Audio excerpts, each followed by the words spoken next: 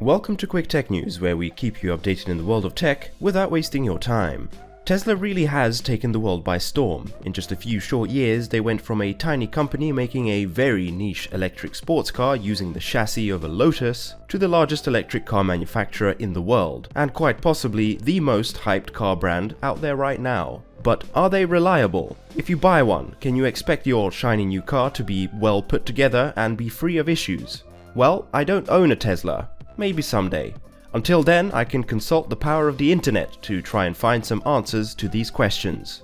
Let's begin with what inspired me to make this video in the first place. Just yesterday, CNN dropped this article, which suggests that Tesla ranks almost all the way at the bottom of the Consumer Reports rating. If you don't know, Consumer Reports is a non-profit organization which is dedicated to product testing and gathering data from consumers around the world. They test all sorts of stuff, but cars is probably one of their most popular areas. The reliability rankings are based on a survey of actual owners, and it would seem actual owners of Tesla vehicles have reported significant problems. The Model Y is Tesla's newest car, which began production at the start of this year, and it is expected to become their best-selling car. Unfortunately, owners of Tesla Model Y cars have reported several issues ranging from misaligned body panels to mismatched paint. One owner reported dust, debris, and even human hair stuck in the paint.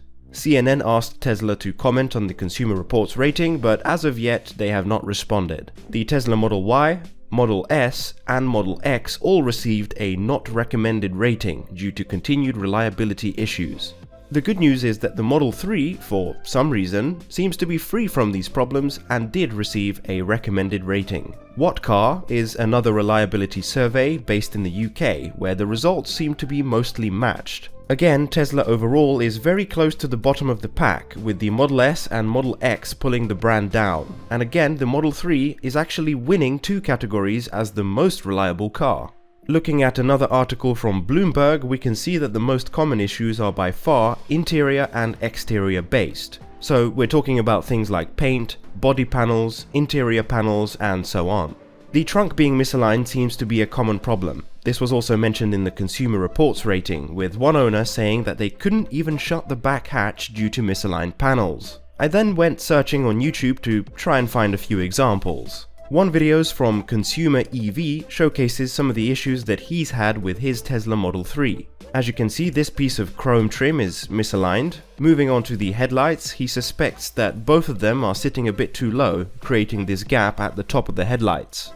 Moving on to the interior, you can see that the steering wheel is misaligned by a few degrees. These are all minor cosmetic issues, but when you're paying the premium for a Tesla, you would expect there to not be any issues like this. This video from Ben Sullins showcases the trunk problem on the Model Y. The Model Y has an automatic boot, so it can close by the press of a button, at least in theory. In reality, as explained in the video, for some customers it doesn't always latch. In this case, 7 out of 10 times the boot does not latch, which means it isn't actually closed. Similar issues happened on the Model 3, but that one has a manual boot hatch, so at least you can manually close it yourself. Another issue in Ben's video is the rear light on the driver's side seems completely out of place, which will lead to things like dirt and soap getting stuck in between the gap, and it will become an issue over time. So, in conclusion, it seems like Tesla still have some significant quality control issues. The cars should be reliable from the perspective of driving, but these kinds of exterior and interior issues are just not really acceptable for premium cars